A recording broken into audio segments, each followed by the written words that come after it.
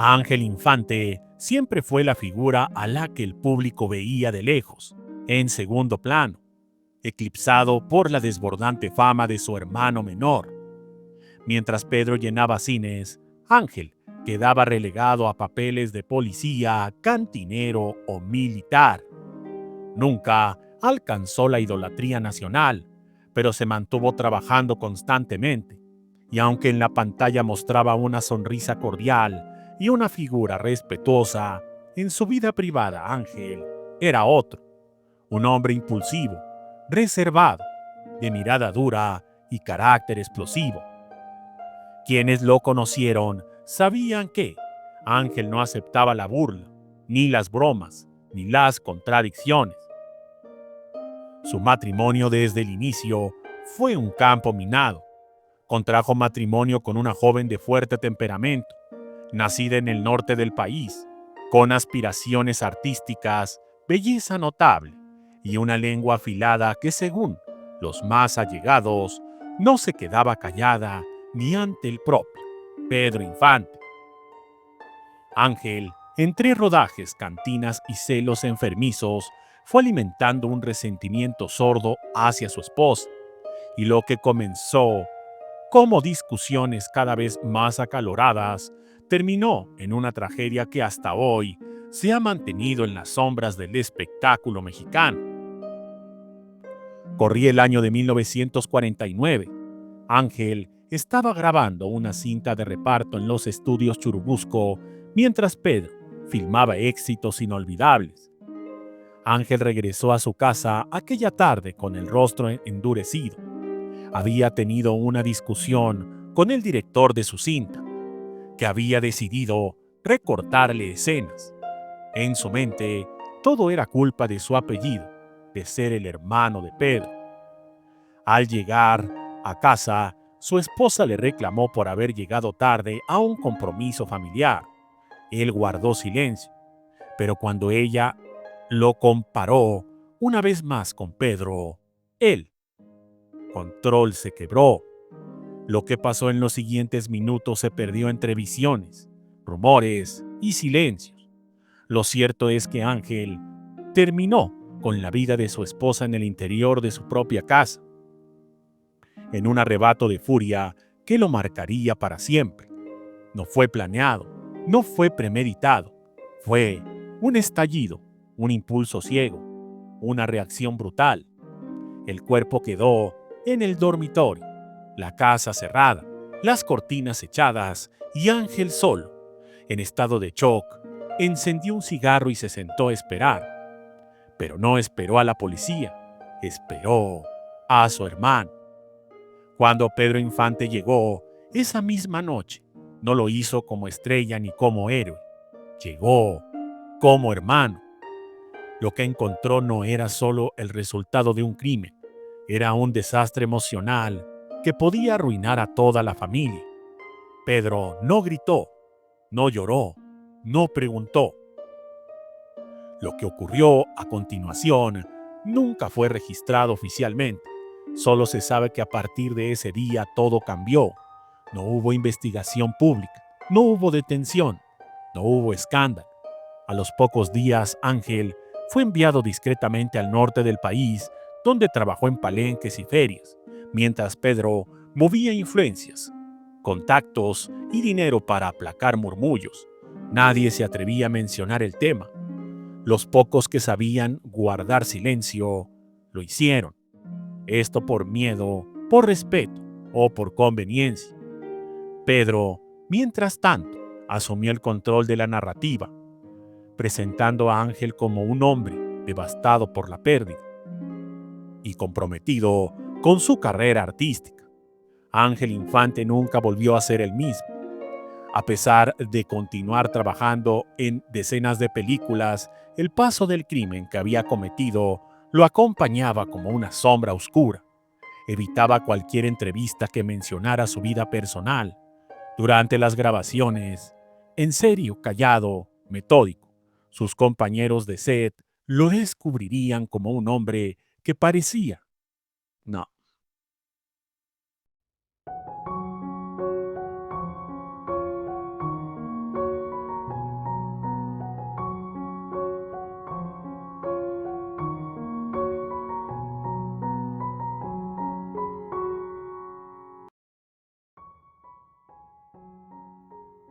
Ángel Infante siempre fue la figura a la que el público veía de lejos, en segundo plano, eclipsado por la desbordante fama de su hermano menor.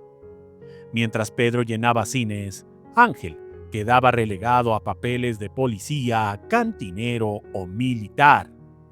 Nunca alcanzó la idolatría nacional, pero se mantuvo trabajando constantemente, y aunque en la pantalla mostraba una sonrisa cordial y una figura respetuosa, en su vida privada Ángel era otro, un hombre impulsivo, reservado, de mirada dura y carácter explosivo. Quienes lo conocieron sabían que Ángel no aceptaba la burla, ni las bromas, ni las contradicciones. Su matrimonio desde el inicio fue un campo minado. Contrajo matrimonio con una joven de fuerte temperamento, nacida en el norte del país, con aspiraciones artísticas, belleza notable y una lengua afilada que, según los más allegados, no se quedaba callada ni ante el propio Pedro Infante. Ángel, entre rodajes, cantinas y celos enfermizos, fue alimentando un resentimiento sordo hacia su esposa, y lo que comenzó como discusiones cada vez más acaloradas, terminó en una tragedia que hasta hoy se ha mantenido en las sombras del espectáculo mexicano. Corría el año de 1949. Ángel estaba grabando una cinta de reparto en los estudios Churubusco, mientras Pedro filmaba éxitos inolvidables. Ángel regresó a su casa aquella tarde con el rostro endurecido. Había tenido una discusión con el director de su cinta, que había decidido recortarle escenas. En su mente, todo era culpa de su apellido, de ser el hermano de Pedro. Al llegar a casa, su esposa le reclamó por haber llegado tarde a un compromiso familiar. Él guardó silencio, pero cuando ella lo comparó una vez más con Pedro, el control se quebró. Lo que pasó en los siguientes minutos se perdió entre visiones, rumores y silencios. Lo cierto es que Ángel terminó con la vida de su esposa en el interior de su propia casa, en un arrebato de furia que lo marcaría para siempre. No fue planeado, no fue premeditado, fue un estallido, un impulso ciego, una reacción brutal. El cuerpo quedó en el dormitorio, la casa cerrada, las cortinas echadas y Ángel solo, en estado de shock, encendió un cigarro y se sentó a esperar. Pero no esperó a la policía, esperó a su hermano. Cuando Pedro Infante llegó esa misma noche, no lo hizo como estrella ni como héroe, llegó como hermano. Lo que encontró no era solo el resultado de un crimen, era un desastre emocional que podía arruinar a toda la familia. Pedro no gritó, no lloró, no preguntó. Lo que ocurrió a continuación nunca fue registrado oficialmente. Solo se sabe que a partir de ese día todo cambió. No hubo investigación pública, no hubo detención, no hubo escándalo. A los pocos días, Ángel fue enviado discretamente al norte del país, donde trabajó en palenques y ferias, mientras Pedro movía influencias, contactos y dinero para aplacar murmullos. Nadie se atrevía a mencionar el tema. Los pocos que sabían guardar silencio lo hicieron. Esto por miedo, por respeto o por conveniencia. Pedro, mientras tanto, asumió el control de la narrativa, presentando a Ángel como un hombre devastado por la pérdida y comprometido con su carrera artística. Ángel Infante nunca volvió a ser el mismo. A pesar de continuar trabajando en decenas de películas, el peso del crimen que había cometido lo acompañaba como una sombra oscura. Evitaba cualquier entrevista que mencionara su vida personal. Durante las grabaciones, era serio, callado y metódico. Sus compañeros de set lo describían como un hombre que parecía estar siempre en otro lugar. Pedro, por su parte, cuidaba a Ángel como un hijo descarriado, pero jamás volvió a mencionar el hecho. Su relación se volvió fría, casi mecánica. Lo que una vez fue un lazo fraternal cargado de música y nostalgia, se convirtió en una alianza forzada, marcada por el silencio. A partir de ese momento, Pedro Infante también comenzó a distanciarse emocionalmente del resto de su familia, tal vez como defensa, tal vez como castigo. En abril de 1957, cuando Pedro Infante murió en aquel trágico accidente de avión, Ángel entró en una especie de coma emocional.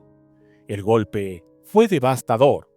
Apenas asistió al funeral, no pronunció discursos, y en los años siguientes su figura se volvió aún más opaca, casi fantasmal. Los que la conocían decían que pasaba horas encerrado en cuartos de hotel, mirando al vacío, escribiendo cosas que luego rompía. Y hubo quien aseguraba que Ángel decía en voz baja que su hermano había pagado el precio de lo que él hizo. Ángel murió en 1987.